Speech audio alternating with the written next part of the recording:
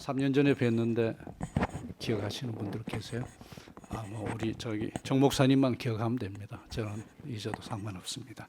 상관없는데 오늘 옆에 분들 손 잡지 말고요. 복덩이십니다. 한번 축복하십시다.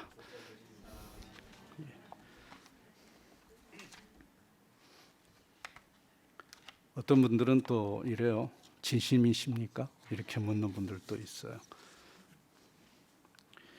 여러분, 최근 우리가 경험하고 있는 3년간 내 변화가 굉장히 크죠. 한마디로 요약하면 우리 주님의 재림을 위한 새 판짜기라고 할 수 있을 것입니다. 전 세계 그리고 우리 주님의 교회, 보편교회, 지역교회 그리고 우리 각자가 일상에서 경험하고 있는 변화를 크게 보면 한 두 가지로 요약할 수 있을 것 같습니다. 그것은 우리가 늘 경험하고 있는 기존 세계, 유니버스라고 그러죠. 기존 세계가 기존 세계화의 루트를 따라서 지역 에피데믹이든 지역 질병이었던 코로나가 전 세계 질병 팬데믹으로 확대됨으로 해서 모든 국가가 자기 우선주의를 택하게 되고 또 경제 우방을 이합 집산시키는, 그리고 이제 우리가 우리 생활 쪽에서 체험할 때는 공적인 활동보다 개인 영역의 시공간이 확대되는 그런 특징이 있죠. 그리스도인의 경우에 공교회의 예배가 규제를 받고 모임이 취소됨으로 해서 가족 단위의 화목, 그리고 우리 주님과만 은밀한 대화가 가능한 그 골방 생활의 중요성이 더 절실해지는 그런 때죠. 그러니까 오징어 게임을 안 보신 분들이 계실까요? 거의 다 보지 않았을 거예요. 그 오징어 게임에서 보면은 무궁화 꽃이 피었습니다. 동작 그만. 그러니까 지금까지 우리 일상에 우리가 익숙했던 이 유니버스 자체를 주님께서 동작 그만으로 중단을 시키는 그런 변화가 있는 거죠. 그것을 우리가 그 족쇄를 풀어서 막 여행을 다니고 다른 사람을 만나면 어떤 결과죠? 전염을 시키는 거죠. 그러니까 하나님의 뜻이 기쁜 뜻은 아니시지만 허용적인 그런 뜻이 우리 일상에 또 우리가 사는 유니버스에 적용이 돼서 일종의 족쇄령을 내리신 것을 우리가 감지할 수 있죠. 두 번째로 우리가 전혀 듣지 못했던 새로운 세계 하나가 본격적으로 열리는 것을 우리가 보죠. 그게 메타버스라고 하는 유니버스가 있고 메타버스가 있는 거죠. 초월, 메타, 초월한 세계. 이전과는 전혀 다른 3차원 가상 세계, 메타버스죠. 실외 활동이나 여행이 규제됨으로 해서 우리의 그 유니버스 일상에서 벗어나서 메타버스의 플랫폼을 우리가 드나드는, 가령 아마존이나 구글이나 애플이나 페이스북 같은 그 예전에 그렇게 친하지 않았던 그 메타버스의 플랫폼을 열고 들어갔다가 나오는 이런 생활이 좀 생활화되는, 본격화되는 그런 변화를 보죠. 그래서 직장 생활도 재택근무, 주로 온라인으로 하고 교육도 그러고 중량 수술 같은 의료, 그리고 가상화폐, 쇼핑, 오락 영화 이제 그런 것도 다 이제 메타버스 쪽에서 뭔가 우리에게 서비스를 제공하고 우리가 또 거기에 돈을 주고 들어가서 응하는, 영적으로는 모든 생활의 편리 그리고 상향 평준화된 그런 외모들, 10년 전 우리 60, 70대 어른들 얼굴하고 지금 그 어른들 얼굴하고는 상당히 다르죠. 옛날에 고려장 했던 60대, 지금 우리 60대는 사실은 그 당시에 20년 이전의 얼굴을 가지고 있죠. 대표적인 사람이 저라고 생각합니다. 제가 68세인데 48세는 넘어하고 그래도 그 50대 후반으로 보이지 않습니까? 오늘 열심히 70대입니까 제가? 알겠습니다. 앞으로 조심하겠습니다. 그렇게 외모가 상향 조정된 듯이 보여도 우리의 그 내면을 깊이 그 뼈와 살을 지나서 그 핵심에 이르는 그 영혼을 보면 하향 평준화된 그런 실존을 만나죠. 예상외로 우리가 좀 먹고 살기 쉽고 뭔가 등 따순 그런 중에 우리 영혼의 사진, 우리 그 주님 앞에 비친 그 거울 앞에 비친 우리 영혼은 상당히 좀 문제가 있는 그런 상태를 지나고 있죠. 근데 여러분, 이런 희한한 환경이 수천만 번 반복이 되고 혹은 혹시 발전한다 그래도 하늘과 땅의 유일한 황제이신 예수님의 세계, 유니버스와 메타버스를 포함한 예수님 세계의 운영 체계는 항상 동일해요. 그게 무엇이에요? 예수님의 운영 체계는 항상 하나님은 은혜요, 교회는 믿음. 믿습니까, 여러분? 그 운영 체제는 수천 년 동안 변하지 않았고 앞으로 영원히 변하지 않을 것이에요.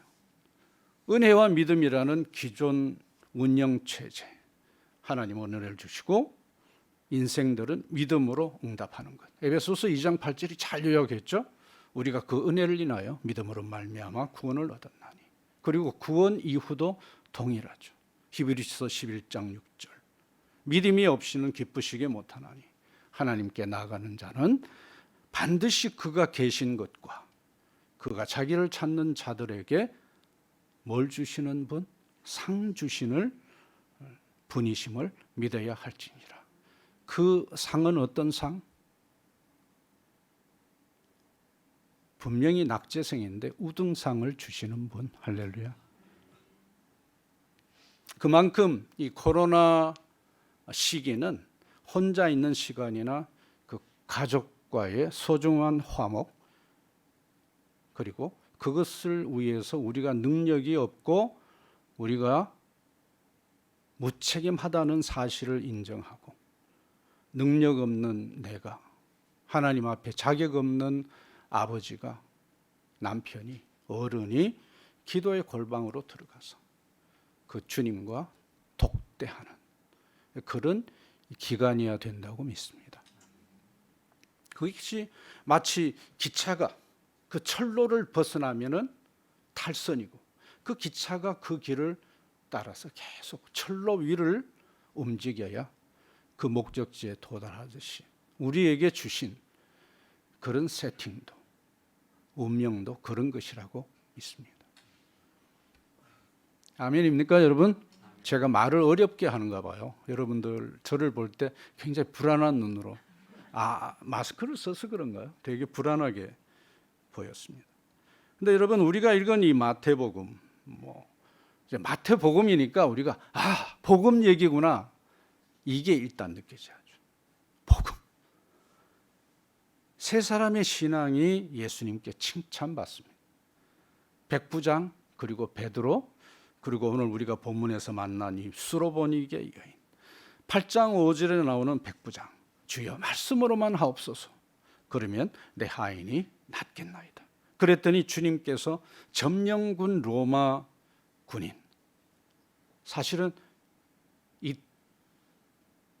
이스라엘 사람들에게는 적군이죠. 그 로마 군인의 절대 상명하복의 신앙을 보시고 칭찬을 하셨어요.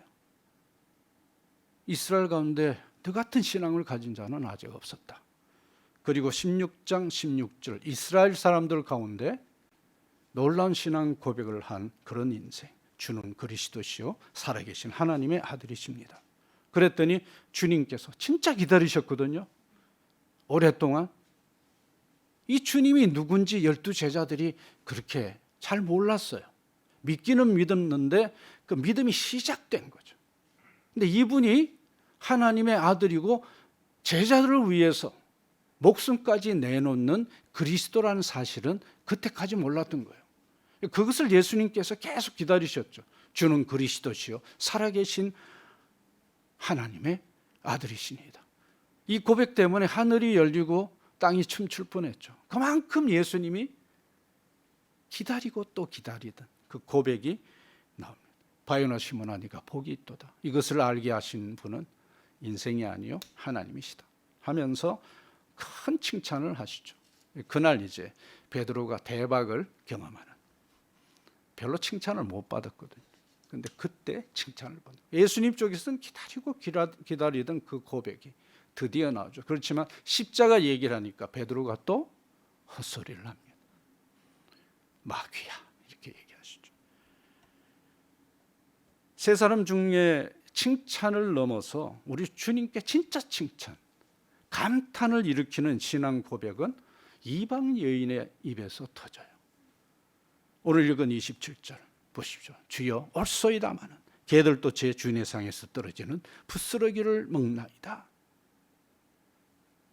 그러니까 이 말씀을 우리가 그냥 쉽게 보면 예수님이 무슨 말씀을 하시는데 여인이 무슨 대꾸를 하는 것처럼 그렇게 보여요. 근데 자세히 보면 예수님께서 감탄을 하실 때 누가 대꾸를 잘했다고 네 믿음이 크도다 그러시진 않으실 거 아니에요. 그럼 조금 더 깊이 봐야 되죠. 원문에는 28절 상반절에 감탄사가 붙어 있어요. 오 여자여 네 믿음이 크도다.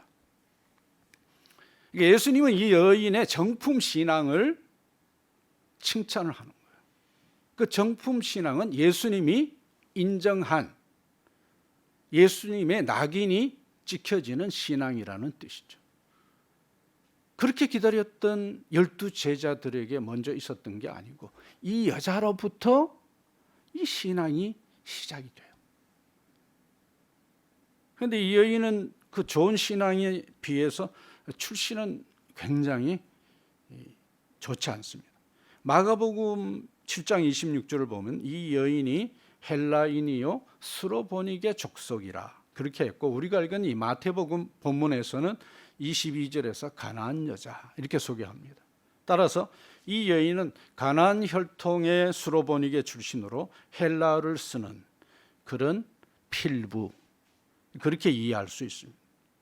그런데 이런 이 여자의 이력을 보면 그 당시도 세계화가 상당히 진행된 그런 때라는 것을 알 수 있죠.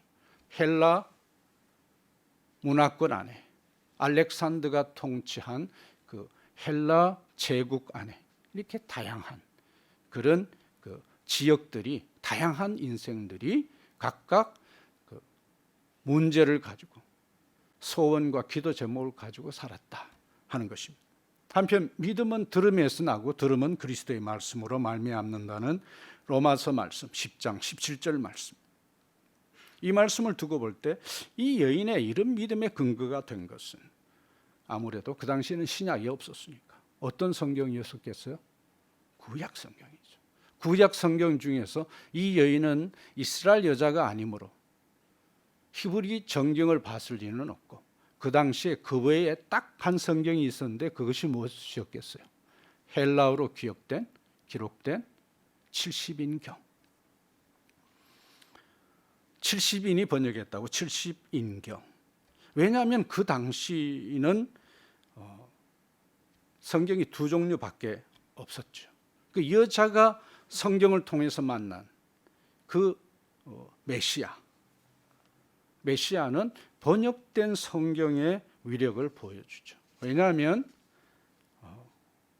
그 당시에 이 여인이 그 성경을 읽고 또 읽고 하지 않았으면 예수님께서 야단을 치거나 무시하거나 하는데도 전혀 흔들리지 않는, 믿음은 들음에서 나고 들음은 그리스도의 말씀으로 말미암는다는 그 말씀을 두고 볼 때 불가능한 것이죠. 성경을 얼마나 읽었으면 그 오신 메시아를 정확히 알아보고 그 메시아가 말씀하신 데 대해서 정당하게 대꾸를 하고 신앙 고백을 하는 그런 데까지 이른단 말이죠. 사실은 여러분 이제 우리는 뭐 원어 성경 많이 해요. 저도 이제 물론 번역할 때 헬라 원어 성경 가지고 그 제가 만들어준 문자로 이제 번역을 했는데 원문 자체가 사실은 번역본이에요. 왜냐하면 예수님께서 그 12 제자들이나 혹은 산상수훈을 가르치실 때에 예수님께서 쓰신 말씀이 헬라어가 아니에요. 그릭이 아니고 뭐였어요? 아람어였어요. 페르시아 제국의 공용어, 그리고 예수님 당시에는 시장 언어, 모든 그 일상생활에서 쉽게 쓸 수 있는 그런 언어가 아람어였어요. 왜 그렇게 됐는지는 좀 복잡합니다. 여하튼 예수님께서 쓰시고 가르치신 언어는 아람어인데 그 말씀을 듣고 정경으로 고정한 신약이 헬라어예요. 그러니까 처음부터 원어 성경 자체가 번역본인 거죠. 그 하나님께서 아주 독특한 방식으로 하나님의 공동체가 이미 하나님 선교의 결과물인 것을 알려주는 거죠. 그래서 그 번역된 성경으로 교회가 시작되고 제자들이 세워지고 전 세계를 복음으로 경영하고 섬기는 그런 일이 시작된 거죠. 본문을 한번 살펴볼까요? 오늘 말씀은 예수님께서 제자들과 함께 갈릴리를 떠나서 유대인 지경을 넘어나서 이방 땅 두로와 시돈 지역으로 들어가실 때 일어난 일입니다. 그 마가복음 7장 24절을 보면 이 분위기를 아무도 모르게 움직였던 그런 여정이라고 얘기를 합니다. 그러니까 공적인 성격보다는 스승과 제자 간의 아주 사적인 MT 그런 교제의 성격이 강했던 그런 움직임이었습니다. 그런데 이방 여인 하나가 나타나서 이 소중하고 복된 시간을 아주 힘들게 만듭니다. 소리 지르는 거죠. 주 다윗의 자손이여, 나를 불쌍히 여기소서. 내 딸이 흉악하게 귀신 들렸나이다. 제가 목소리가 약하죠. 그 우리 은혜사랑의 교인 중에 목소리가 큰 여자분이 혹시 있습니까? 아까 우리 목사님 읽으실 때 차분하게 읽으셨는데 이 귀신 들린 딸 문제가 있어가지고 안타까운 그 심정을 잘 나타내실 분 안 계십니까? 예, 손 한번 들어보시죠. 예, 다 안 하면 우리 정사모님 시킵니다. 자, 우리 여자분들 다 하십시다. 그러지 말고 주 다윗의 자손이여, 나를 불쌍히 여기소서. 시작. 주 다윗의 자손이여. 아유, 그러면은 주님이 그냥 지나가시죠. 더 크게 시작. 주 다윗의 자손이여, 나를 불쌍히 여기소서. 아무래도 여자분들이 신앙이 안 좋으시네. 남자분들 시작. 주 다윗의 자손이여, 나를 불쌍히 여기소서. 내 딸이 흉악하게 귀신 들렸나이다. 아유, 이 얼마나 힘든 상황입니까? 딸이 귀신 들린 이방 어머니의 다급한 구조 요청. 불이 나도 이런 불이 날 수가 없죠. 인생에 큰 불이 붙은 거죠. 근데 여러분, 성경에서 어떤 사람이 귀신 들렸다고 할 때는 사람이 짐승이나 혹은 귀신같이 된다는 뜻이죠. 격에 부연하라 일어나는 거죠. 사람이 짐승같이 혹은 귀신같이. 누가 귀신 들렸다 하면 더 이상 사람이 아닌 거죠. 그 가족도 일상에서 격리되고 그 집은 사람이 살고 있지만은 흉가나 폐가 짐승 집보다 더 어려운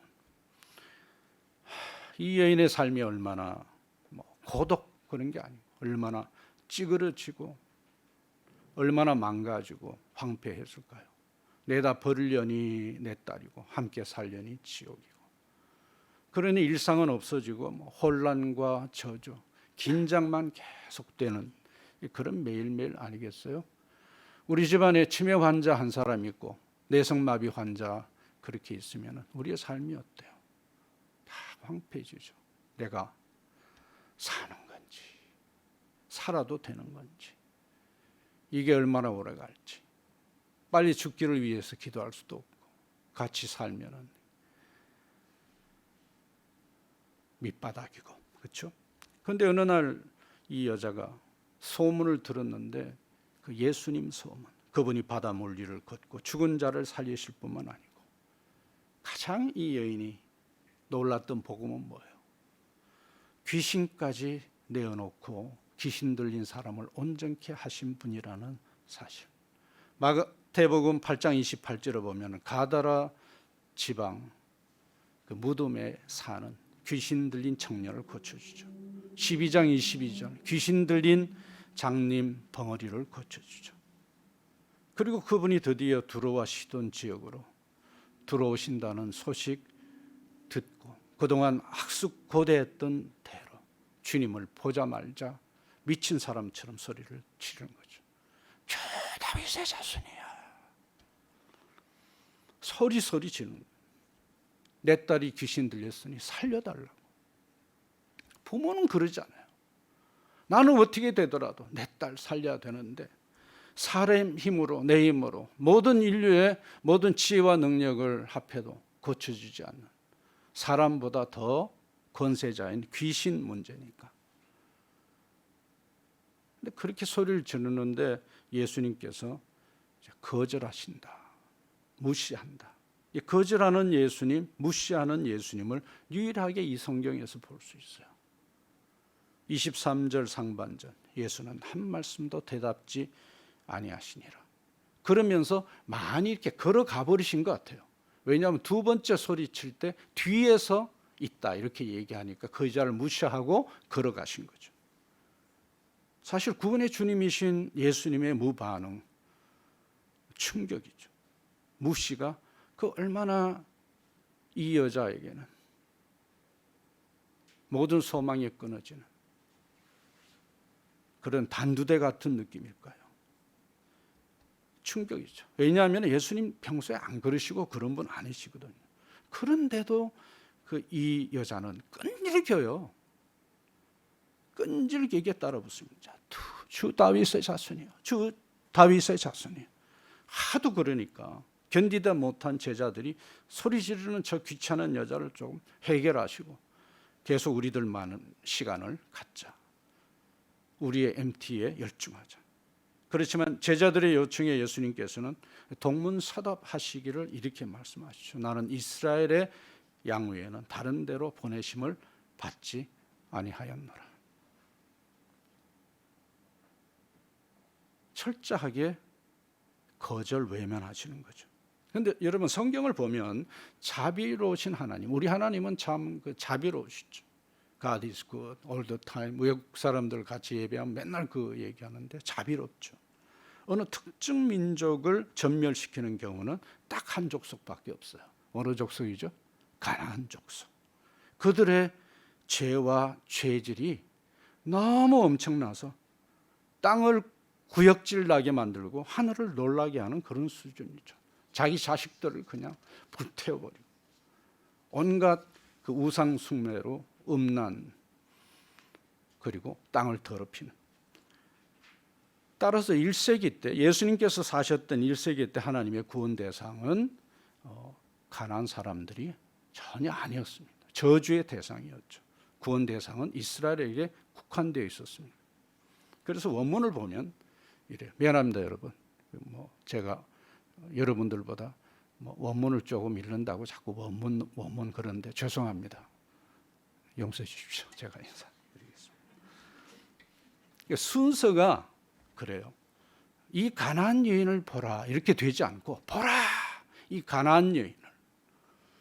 가나안 여인은 아직 은혜 대상이 아니고 저주의 영역에 머물고 있다 하는 거죠. 이스라엘 집의 양 외에는 이렇게 말씀하실 때 그 여인의 가슴이 얼마나 무너졌겠어요. 얼마나 상처를 입었겠어요. 그렇지만 성경을 보면 그 말씀은 야속하지만 맞는 말씀이죠. 그래서 여인은 그 정당한 거절에 대해서 돌아서질 않고 행동 신앙 고백을 하면서 엎드려서 간구를 주여 저를 도와주소서. 그러자 예수님께서 이 엎드린 여자 등짝에 참 모진 말씀을 하세요. 대못을 받는 거죠. 자녀의 떡을 취하여 개들에게 던짐이 마땅하겠느냐. 그런데 여러분 이스라엘의 개는 들개예요. 위험하고 더럽죠. 한국식으로 번역하면 똥개죠. 결코 상종해서는 안 되는 그런 무리들. 천국의 축복은 불가촉 천민이자 이방인인 가나안 족속에게는 해당사항 없다. 여러분, 이런 비슷한 상황이 우리에게 오면 우리 은혜 사랑의 교회 성도님들은 어찌겠습니까? 유일한 소망이던 예수님을 만났는데 예수님께서 나를 이렇게 함부로 다룰 때, 여러분, 제가 여러분들이 어떤 사람인지는 잘 몰라요. 근데 두 가지 예를 한번 드리겠습니다. 제가 이제 그 사역하는 두 나라가 호주하고 뉴질랜드입니다. 그 호주에 한 350개 한인 교회가 있고 뉴질랜드에 한 150교회의 한인 교회가 있는데, 저는 정성록 목사님 부부를 만날 때 멜번에서, 호주에서 만났고요. 이제 뉴질랜드에서도 만나고 그렇게 계속 만났는데, 호주에서 만날 때하고 뉴질랜드에서 만날 때 좀 두 분이 달라요. 어떻게 다를까요? 이런 문제가 있을 때 호주에 있는 한인 교인들은 조금 외향적이에요. 주님 저보고 똥개라고요? 그럼 저는 우리 주님으로 취급하지 않겠습니다. 그때로부터 교회 출석을 금합니다. 여러분들이 그 호주식인지 뉴질랜드식인지, 뉴질랜드 한인교회는요 반응이 없어요. 조용히 결정을 해요. 그 뉴질랜드에 있는 한인교회 분들은 좋은 일도 이렇게 드러내질 않아요. 나쁜 일도 안 드러내요. 조용히 뒤에서 욕합니다. 여러분 스타일은 어떤? 우리 그 두 분을 제가 호주에서 만났을 때는 굉장히 이렇게 얘기를 많이 나누다가 뉴질랜드 가니까 뉴질랜드의 문화를 습득을 해서 이렇게 조심스럽게 얘기를 하시는 그런 변화를 좀 보다가, 또 한국에서 뵈니까 또 다른 성숙한 변화가 있는 것 같습니다. 목사님 잘 모르시죠? 저는 목사님의 비리와 특징을 잘 알고 있습니다.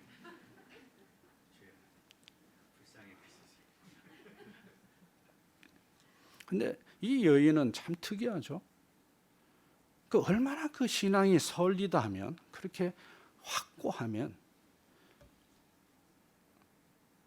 주님이 하신 말씀에 대해서 대꾸를 하는 게 아니고 신앙 고백을 해요.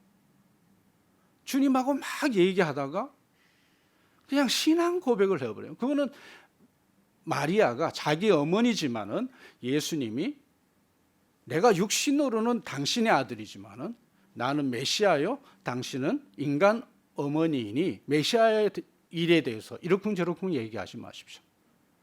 그것이 포도주를 만드는 그런 상황에서 있었던 일이죠.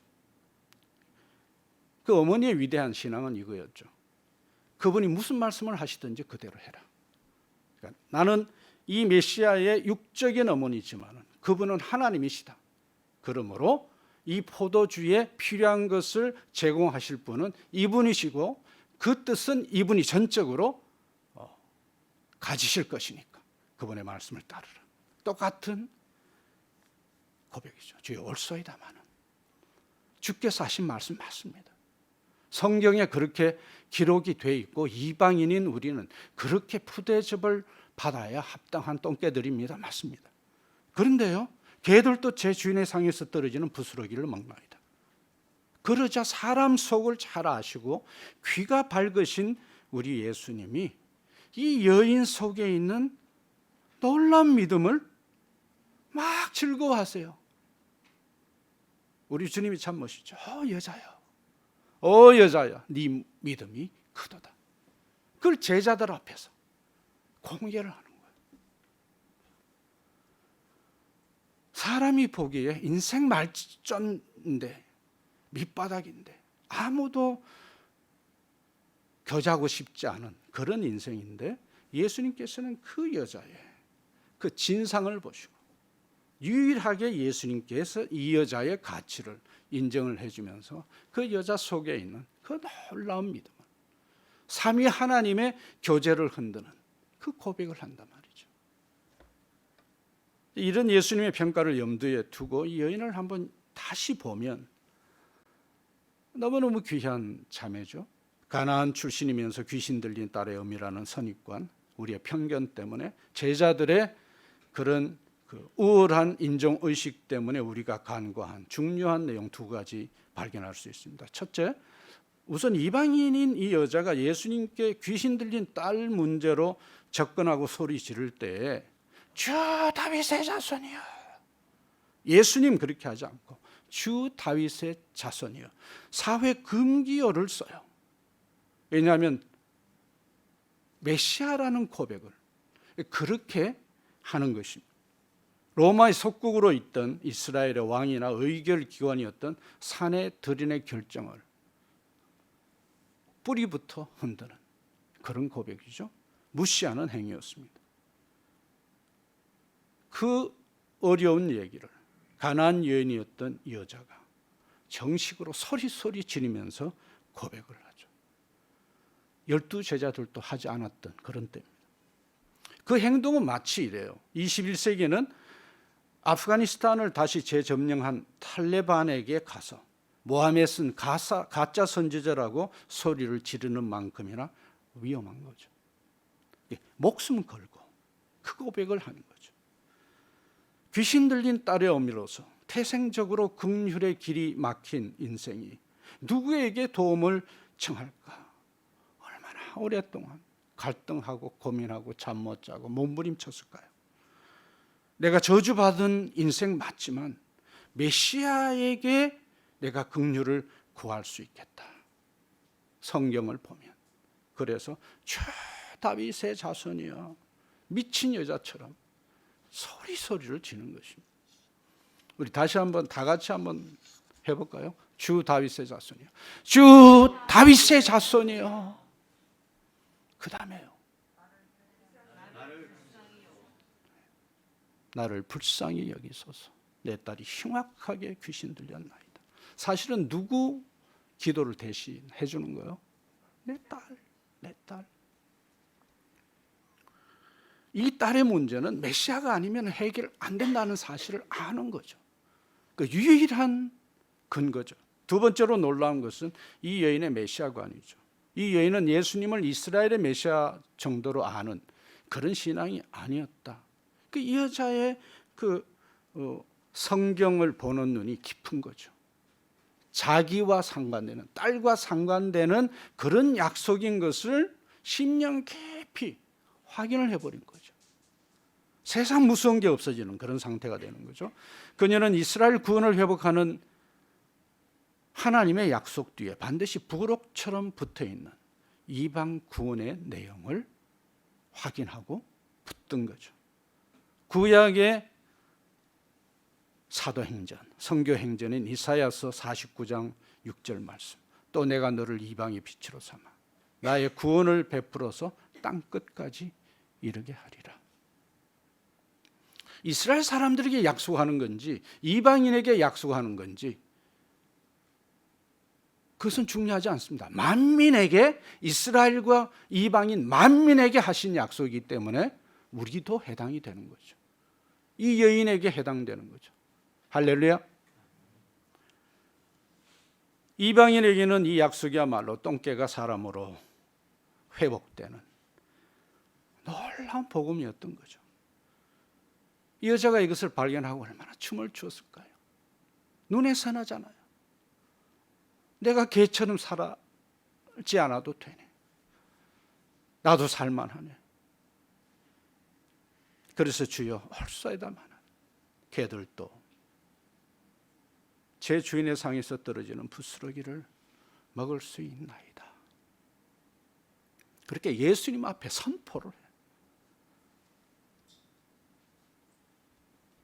따라서 15장 27절 이 말씀을 이제 쉽게 번역하면 이렇죠. 예수님, 당신은 이스라엘의 메시아일 뿐만 아니고 저의 메시아 맞죠? 따라서 제 딸을 고쳐주실 수 있나이다. 그렇게 번역할 수 있죠. 아멘. 예수님께서는 이런 구약에 숨어있는 복음에 뿌리 내린 신앙을 확인하셨기 때문에 감탄을 금치 못하는 거예요. 그 당시에 어떤 종교 천재도 영적인 사람도 발견하지 못한 그 놀라운 그 사실을 귀신 들린 딸의 어미이기 때문에 가장 깊이 확실히 알도록 보물 창고를 그렇게 숨겨놓으신 거예요. 할렐루야. 지지리도 팔자 센 여인의 풀뿌리 신앙, 정품 신앙이죠. 세상을 치유하시는 주님의 본능을 건드린 거죠. 봉숭아 터지듯이 주님의 본능의 그 치유의 능력이 그 딸에게 또 그 여인의 심장에 꽂히는 거죠. 얼마나 놀랍습니까? 성경을 보면 이런 얘기투성이에요. 그래서 성경을 안 보면 서운해요. 기도 안 하면 재수 없어요. 안 그렇습니까? 오늘 말씀에서 우리 주님 어떤 분이죠?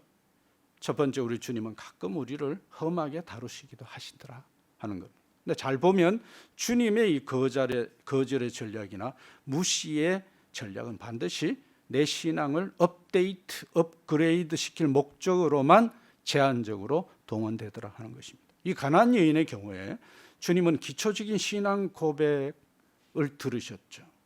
주 다윗의 자손이요, 목숨을 걸어놓고 감옥 들어갈 요령으로 그렇게 고백을 했죠. 그 신앙 고백을 이 여인이 원래 가지고 있던 천지개벽의 신앙 고백으로 다시 리마인드 시켜주셔요. 22절에 보면 주 다윗의 자손이요, 나를 불쌍히 여기소서. 그 행동에 신앙 고백이 나오고, 드디어 27절에 보면 주여 올소이다마는 개들도 제 주인의 상에서 떨어지는 부스러기를 먹나이다. 구약 전체를 요약하는 이 여인의 실력을 그대로 드러내요. 이 여인의 첫 고백을 듣고 그녀의 신앙을 도우심으로 마지막 고백까지 이끌어 주시는 그런 주님이세요. 얼마나 멋지세요. 신앙의 근원이기도 하시지만 그 신앙의 목표에 이룰 수 있도록 일일이 다 이끌어 주세요. 우리의 신앙을 도우시는 분이시기도 하시다. 하나님이신데 제사장이 되셔서 우리가 연약한 인생을 일일이 가이드하고 손잡아서 또는 안고 업고 그 자리에 가도록 도우시는 분. 히브리서 12장 2절 얼마나 감사합니까? 믿음의 주신데 우리의 신앙을 온전케 하시는 주님이시기도 하시다. 여러분들 마스크 때문에 그런 거죠. 할렐루야 못 하시는 이유가, 혹은 여러분들의 그 절제력 때문에 그러시는 겁니까? 우리 파푸아뉴기니 사람들은요, 배고프고 무식한데 이런 그 복음을 알게 되면은 미친 여자들 같아. 막 인나서 춤춰요. 그 사람 잡아먹던 그 사람들의 오랜 그 세월이 예수 복음 듣고 드디어 깨끗하게 되고 새 사람이 되면 춤추고 예배하고 찬양하는 거 외에 뭐가 있겠습니까? 그러니까 제가 볼 때는 파푸아뉴기니 그 식인종들보다 우리 한민족이 독한 거죠.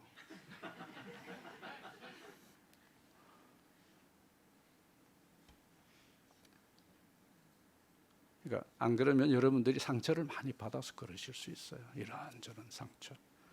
그러니까 우리 신앙으로 볼 때는 그 사람들은 아주 뜨겁고 단순한 신앙이고요. 여러분들 신앙은 복잡하고도 또 깊은 신앙이죠. 맞습니까, 여러분들? 예. 이왕 그런 신앙 할 때는 주님을 기쁘시게 감탄하게 하는 신앙으로 가시기를 예수님 이름으로 축복합니다. 두 번째, 주님의 침묵이나 거절하는 태도 말씀은 사실은 공동체를 위한 주님의 배려예요. 목회적인 배려죠. 공생의 3년 동안에 우리 주님의 가슴에는 언제나 아픈 기도 제목 두 가지가 있었죠. 그게 뭐예요? 하나는 십자가 관련해서 요한복음 보면 전부 다 그때를 수없이 얘기해요. 36번 정도를 그렇게 얘기해요. 그리고 제자들과 관련해서도 같은 몸살을 앓으세요. 12 제자들 그때까지 수로보니게 여인을 만날 때까지 주님의 메시아 되심을 아직까지 확인히 알지 못하고 있었을 때입니다. 오늘 그들이 하는 짓이라고 하는 것은 이방 여인을 무시하고 차별하는 그런 노력, 우리들, 이 여인을 뺀 우리들 노력밖에 없어요. 주님은 이토록 갈 길이 먼 12 제자들을 흔들어 깨우기 위한 목적으로 그들이 지옥의 땔감이나 짐승처럼 여기는 이방인의 신앙을 들춰내시는 거죠.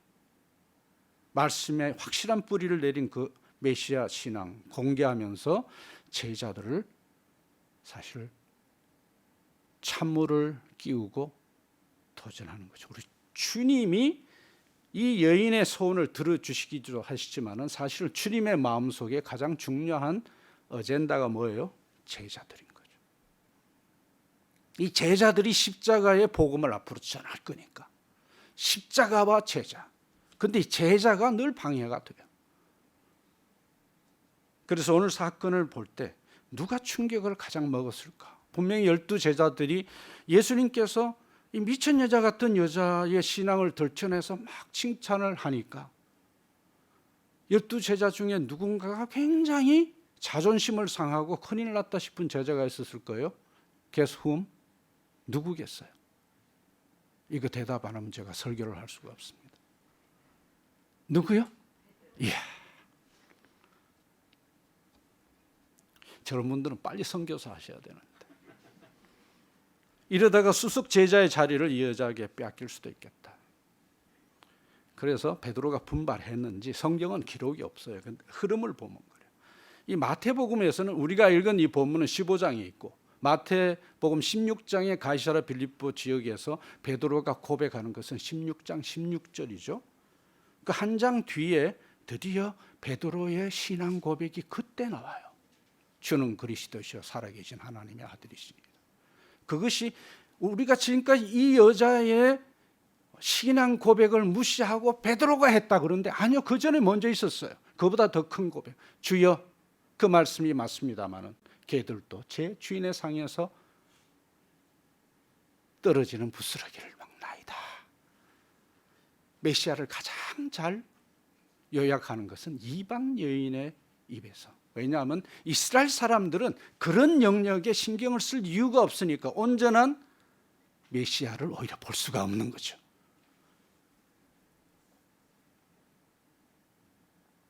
수로보니게 여인의 신앙이 베드로에게 영향을 미치죠. 주님은 나의 신앙을 통해서 내가 속한 이 신앙 공동체 은혜 사랑의 교회에 두루 영향을 끼치시길 원하세요. 셋째, 여인이 딸의 문제에 실족하지 않았듯이 우리도 응답되지 않은 기도들로 인해서 실족하지 않아야 해요. 어떻게 명품 신앙을 가진 여인에게 귀신 들린 딸의 문제가 있을 수 있겠습니까? 우리의 헬라 철학적인 사고방식으로는 그렇죠. 신앙 생활에서는 그런 일이 일어날 수 있습니다. 오늘 성경은 그럴 수 있음을 보여주죠. 신앙에는 내 의지와 상관없이 계획과 전혀 상관없이 힘들게 만드는 것이 있고 우리 삶 안에도 우리의 신앙 경력 안에도 응답되지 않은 기도들도 얼마나 많습니까? 오늘 말씀을 보면 그런 우리 마음을 좀 허접하게 만드는 수백만 번의 기도 응답을 받아도 기도 응답되지 않은 10개 정도의 중요한 기도 제목에 대해서 주님은 들으시나. 그런데 오늘 말씀을 보면 그것은 주님께서 종합 비타민 신앙 강화제로 쓰시고 계신다. 그러니까 배심을 길러라. 신앙생활은 토끼가 되는 것이 아니야. 호랑이가 되고 사자가 되고 독수가 되는 것이 아니야. 뭐가 되라? 곰이나 되라. 바보가 되라. 그런 사람 아니면 어떻게 골방에 들어가서 2-3시간 기도를 할 수 있어요? 안 되니까. 그 자리에서 만나고 싶으시니까 우리 삶에 가시밭을 주는 거죠. 할렐루야. 그런 목적으로 하나님께서 예수 왕국을 그렇게 운영하신다. 우리는 수로보니게 예나 앞에 서면 입이 10개라도 할 말이 없죠. 저주받은 인생, 귀신 들린 딸, 그 지옥 같은 차별, 그런 밑바닥 삶에서 백합화를 키워내는 그런 반전 신앙을 보면 멋있다, 나도 저렇게 되고 싶어, 그런 반전 신앙이 부럽고 또 압도되잖아요. 어떤 예인의 얘기를 한다면 그 얘기는 누구를 향한 것입니까? 자녀에게 향한 거죠. 우리를 향해서 이 여인의 예를 성경에 기록해서 That's what I want for you to be, 그 얘기 하시는 거예요. 우리 입에서 감사합니다 주님, 저요, 저 못됐어요, 성질도 이상한 거 맞아요, 오래 못 참아요, 멀쩡하죠, 저 지저분해요, 행주를 꿈꾸지만 걸레 맞아요. 그 고백을 어디서 할 거예요? 사람한테 할 거예요? 그 골방에 들어가서 솔직하게 주님의 거울 앞에 보니까 나는 내가 괜찮다고 생각했는데 제가 쓰레기네요. 이 쓰레기를 최고의 정의로 만드실 분은 주님뿐입니다. 그 고백을 최근에 해보셨어요? 코로나 때문에 너무 불편하고 짜증나서 못했잖아요. 이걸 회복하라. 이걸 회복하면 우리 주님께서는 치료약을 바로 만드실 분입니다. 할렐루야. 그러니까 세상이 어떻게 되든 간에 우리는 이 기간 동안에 예수님께서 우리를 특별히 만져주시는 기간으로, 우리를 다시 부활시키는 기간으로 그렇게 쓰실 것을 믿고 죽자 사자 골방으로 기어가는 거죠. 뛰어가는 거죠. 거기밖에 해결이 없으니까. 그렇죠? 우리 자식도 우리가 마음대로 할 수 없잖아요. 요새는 온갖 법으로 뭐 이상한 걸로 아이들을 아주 뭐 힘들게 하고 더럽게 하고 완전히 뭐 정말 쓰레기 같은 그런 인생을 살 수밖에 없도록 모든 것을 그런 식으로 합법화 시켰으니까 우리를 뭘 해야 돼요? 세상이 우리 아이를 아무리 더럽게 하더라도 그 지옥같이 더러운 그런 흉터를 치우시고 온전하게 치유하실 뿐만 아니고 새 인생이 되도록 하시는 분은 누구? 예수님, 그분의 은혜가 있고 하나님의 사랑이 있고 재생시켜서 완전히 새 창조를 이루시는 성령님의 역사가 있기 때문에 걱정하지 않습니다. 할 필요가 없습니다. 우리 손을 떠나야 자식들이 더 잘 됩니다. 믿습니까 여러분? 왜냐하면 우리 주님이 내같이 못된 것도 고치시고 내같이 못난 것도 사람 되게 하시는 거 보니까 소망이 있는 거죠. 여러분 되게 기분 나쁘시죠? 어떤 선교사가 와서 우리를 아주 무시하고 우리를 아주 못된 남자 여자로 만드는 거구나. 나중에 얻어맞겠습니다. 성경이 우리에게 인간관을 그렇게 가르치는 거예요. 예수님은 우리를 사랑하시지만 우리를 믿으시지는 않으세요. 자존심 되게 상하죠. 저는 그 진리가 너무너무 편해요. 안 믿으시니까 의지하지 않으실 거고 예수님께서 당신이 하시는 성취하시는 일을 순종만 하도록 하신 거예요. 모든 사역이 그래요. 사실은 목회사역, 선교사역 다 그래요. 자식에 관한 것도 부모 역할은 예수님을 방해하지 않는 거예요. 믿습니까 여러분? 우리 주님의 무응답, 무시, 그리고 지체는 신앙 강화제입니다. 이 여자가 참 인생 중에 가장 밑바닥이었는데 그 밑바닥에서 천국을 이미 경험하고 있었다는 사실을 보이잖아요. 그 천국의 주인인 예수님을 만났을 때 이분이 나에게 뭘 해주실 수 있는지를 정확하게 공상을 가진 것이 아니잖아요. 구약에서 얘기한 그 놀라운 약속을 가지고 그 약속을 주신 그분에게 직접 당신이 그렇게 얘기하지 않으셨습니까? 당신은 나를 고치실 수 있고 내 딸을 고치실 수 있나이다. 이게 정품 신앙이죠. 제대로 된 신앙이죠. 그런데 여러분 정품 신앙만 AS가 가능합니다. 정품 신앙으로 돌아가는 것은 굉장히 간단해요. 기도하라 그럴 때 기도하고 순종하라 그럴 때 순종하는 거예요. 예수님을 빼면은 내 인생이 설명이 되지 않는 그런 상태로 가는 거예요. 예수님의 복음의 은혜가 나에게 채워지지 않으면 나는 해롭고 나는 무서운 존재라는 사실을 주님 앞에 고백하는 신앙이에요. 믿습니까, 여러분? 나이가 경력이 우리의 소유가 이 문제를 해결을 못하니까 그분 앞에 우리가 이 여인처럼 주여 맞소이다마는 개들도 이방인이니 우리가 개죠. 제 주인의 상에서 떨어지는 부스러기를 먹나이다. 그러면 우리 주님께서는 뭐라고 말씀하실 것 같아요? 영접하는 자 곧 그 이름을 믿는 자들에게는 하나님 천자의 권세가 되는 자녀가 되는 권세를 우리에게 주셨으니 춤춰야죠. 춤춰야죠. 어떻게 이런 일이 내 인생에 가능할까? 이게 복음 아니에요? 1세기 때 정품신앙 때문에 한 여인의 저주가 풀리고 그 2세가 귀신에서 풀려났다면 21세기의 정품신앙 효과, 팬데믹이 아무리 단속을 해도 전 세계적으로 전염되듯이 세계적이 되는 것입니다. 그렇게 골방에서 해결된 그 신앙이야말로 글로벌 신앙이 되는 것입니다. 믿습니까, 여러분? 그래서 골방에 주님께서 동작 그만하고 거기에 우리를 장독 속에 섬기시면 그 속에서 우리는 뭘 해야 돼요? 발효, 성숙하는 거예요. 그동안에 많은 훈련을 받았는데 우리가 소화불량 아니었어요? 영적 설사를 얼마나 많이 했습니까? 이제 배운 그 소중한 것들을 곱씹어보는 거예요. 많은 훈련을 받으면 우리가 어떻게 돼요? 우리가 이중인격자가 아니고 다중인격자라는 사실을 늘 확인하잖아요. 말씀은 늘 보는데 순종할 의욕도 노력도 부족하다는 걸 알잖아요. 그렇게 되면 자살하고 싶죠. 그런 마귀의 트랩에 걸리면 안 된단 말이죠. 애초부터 주님의 말씀은 사람 쪽에서는 성취하기 불가능한 말씀을 주셨으니 절망을 시키니 이 절망에서 희망으로 가는 길은 누굴 붙든다? 예수님은 지금 천상에 계시고 그 예수님 대신에 우리에게 보낸 성령님이 지상사역을 통해서 오늘 또 나를 만날 주니까 그 골방에서 그 성령님과 깊이 교제하는 거죠.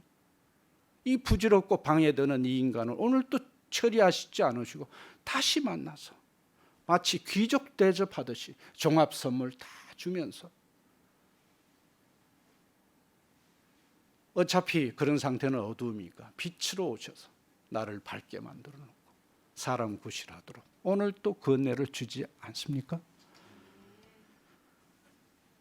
이런 신앙이 되면 주님께서 코로나를 멈추실 거라고 저는 믿습니다. 웰리빙, 웰리빙, 웰다잉 귀신 들렸죠. 한국과 전 세계가. 그 귀신이 쫓겨나고 놀라운 치유와 회복이 우리 교회 주위와 한국과 5대양 6대주에서 다 일어날 것이라고 믿습니다.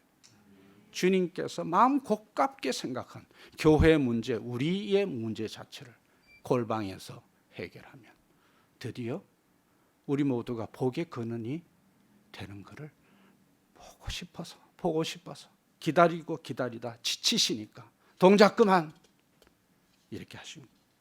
그리고 조심스럽게 한 세계를 열은 게 어떤 세계? 메타버스를 열어놓는 거예요. 스톱을 시켰지만은 그러나 계속 영적인 활동을 하도록 새로운 공간을 열어놨죠. 그 주님이 하신 일, 21세기에 새롭게 하신 일 참 보면 놀라워요. 그렇지만 메타버스 시대는 굉장한 마귀의 역사가 동시에 있을 거예요. 게임에 빠지겠죠. 메타버스가 요구하는 많은 선물들도 있었지만은 지배하려고 할 거니까. 그리고 그 언어, 그 세계관, 그 위험이 굉장히 큰 거죠. 그러니까 주님께서 만민의 하나님이시고 유니버설 킹이라면 메타버스도 그 유니버스에 들어가는 거 아니에요. 그죠? 우리가 일상에서 만났던 그 옛날 유니버스와 새로운 유니버스, 메타버스, 그리고 이 두 개가 결합된 그런 믹스드 유니버스가 다 누구 거예요? 주님 거죠. 주님의 만왕 되심이 우리가 어느 영역에 있든 그 놀라운 통치와 복음이 계속 우리의 것이 돼서 생명운동이 일어나고 새 생명을 살리고 제자 한 사람을 세우는 그런 일들이 계속 일어나게 되어 있습니다. 그러니 겁먹지 마시고, 겁이 날 때 어디로 가라? 골방으로 가라. 절대 다른 사람에게 기도하는 거 들키지 마십시오. 우리나라는 그냥 전체 기도하고 기도 콘서트, 그 배부른 소리예요. 그거 하지 말라는 게 아니고 그럴 필요가 있을 때가 있어요. 그렇지만 우리의 영역의 중심은 어디예요? 골방에서. 우리 침실의 생활은 다른 사람이 할 필요가 없어요. 주님과 나와의 그런 신랑 신부의 관계는, 또 그런 고백들은, 그런 애정 표현들은 다른 사람들이 들을 필요가 없어요. 다른 사람들이 모르는 곳에 가서 기도하시고 찬양하고, 그것이 쌓이고 근육이 되면 능력이 나타납니다. 믿습니까, 여러분? 그것이 너무 필요해서 올스톱 시키는 거예요. 그리고 새로운 문을 열어주시는 거예요. 어렵고 힘든 문. 우리가 어떻게 살아야 된다고요? 믿음이죠. 우리 주님은 은혜요, 우리는 뭐예요? 믿음. 무조건 믿음. 누가 뭐래든 내 가족을 돌보는 동시에 골방에 들어가서 뭐라 그랬어요? 바보처럼, 곰처럼. 근데 곰이 그렇게 오래 잘 참는가요? 우리 삼국유사에는 그렇게 나오는데, 짐승 중에 제일 바보같이 제자리 이렇게 잘 지키는 그 짐승이면 되는데, 일단 곰으로 하겠습니다. 여러분은 불곰이 될 건지 백곰이 될 건지 불안곰이 될 건지 일단 택하십시오. 많은 기도, 큰 은혜가 있습니다. 믿습니다. 여러분 다 경험하셨잖아요. 넉넉한 응답과 능력이 옵니다.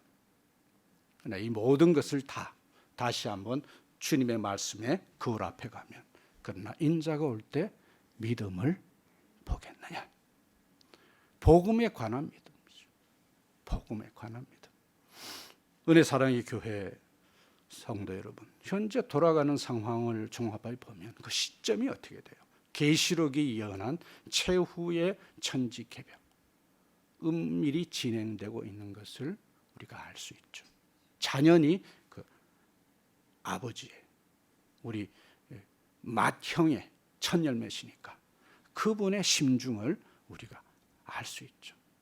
음력으로 한 해가 바뀐 이 한 주간은 더욱 가족 사랑하고요, 주님이 우리에게 파송하신 그 가족, 남편, 아내, 식구들 더 사랑하고, 또 그 사랑해보니 내한테 능력이 없고 무책임한 내 속의 문제를 골방에서 들어가서 기도하기 시작하면서 더 큰 주님을 내가 안고, 그분의 놀라운 선물들을 받아서 부자가 돼서 그 골방을 춤추면서 나오는 그런 정품신앙 되찾으시기를 예수님 이름으로 축복합니다. 주께서 오프라인의 평범한 일상, 온라인의 메타버스에서 만나게 하신 한 사람이 있거들랑, 그 한 사람에게 집중하고 그 영혼을 관계 전도, 그리고 VIP로 여겨서 가진 시간, 재물, 노력 쏟으시는 많은 사람 필요 없어요. 그 한 사람, 그 한 사람이 한 사람이 아니잖아요. 그 한 사람 속에 많은 인류가 있잖아요. 아브라함을 부를 때 그랬죠. 그렇죠? 과일도 보면은 꼭 씨가 있잖아요. 사과 한 개를 먹어도 그 사과 한 개에 씨가 있잖아요. 파푸아뉴기니아는 파파야라는 그런 과일이 그 속에 수백 개의 씨가 있어요. 저를 왜 그렇게, 강남 오빠인데 저를 파푸아뉴기니 유배지로 보내서 그곳생을 시킵니까? 전기도 전화도 수도도 화장실도 없는 그곳에 기가 막히더라고요. 주님께서 나를 내가 한 짓대로 갚으시면 이것보다 더 하겠지만, 그래도 그렇게 보내신 뜻이 선하고 사랑이라는 것을 아니까 거기서 모래바닥에 엎드려서 새벽 2시부터 5시까지 손 들고 아브라함 흉내를 냈습니다. 저를 통해서 많은 사람들이 복 받는 거 좋은데, 이 천하철부지 1살 반 3살 된 이 아이들이 중학교를 졸업할 수 없을 것 같아서, 학력이 그게 최고가 될 것 같아서, 주님 저희 정씨 집안이 원래 악한 집안인데 저를 통해서 복음을 주셨으면 이 자식들을 통해서 신앙이 흘러가야죠. 아빠로서 아무런 자격도, 준비도 능력도 안 되니까. 주님 그거 약속하신 거 저에게도 허락하십시오. 제 아이들이 어떻게 된 줄 압니까?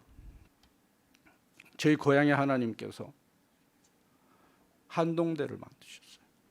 둘 다 한동대 나왔고, 둘 다 가추사 시험을 뺑뺑이를 돌렸는데 둘 다 합격하대요.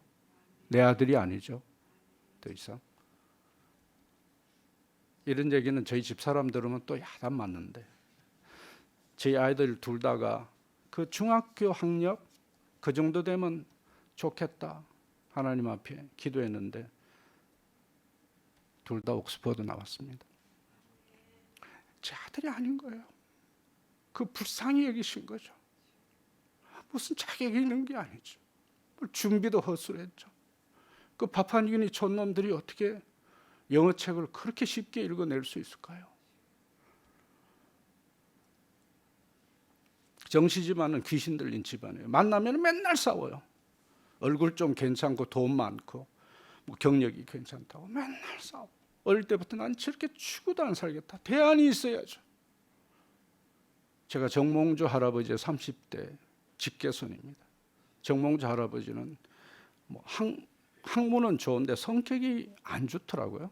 화를 잘 내요. 주님, 저것도 제가 싫습니다. 대안이 있어야죠. 성령님이 오셔서 성령의 열매를 주시니까 있는 거죠. 그렇게 살았습니다. 주님이 저에게 투자한 것을 보면 어떤 누구에게 지지 않는, 다른 사람의 수백 배 정도를 주님이 투자하신 것 같아요. 그래서 겨우 사람 구실하는, 그렇게.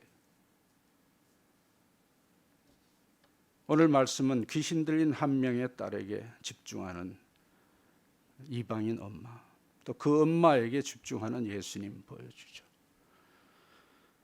한 사람 선교, 한 사람 섬김을 통해서 공궁에 처한 현 세대, 그리고 귀신 들린 다음 세대를 해방시키시는 주님의 총집중 전면 투자를 그대로 믿고 따르는 복된 2월 되시기를 예수님 이름으로 축복합니다. 이 좋은 우리 주님, 그리고 이 복음 앞에 우리가 응답해야 될 시간이라고 생각합니다. 살아계신 우리 주님, 오늘 또 우리 각자 인생을 만나러 오셨는데 이 시간 한 3분간 주여 이 은혜를 제게도 회복시키소서.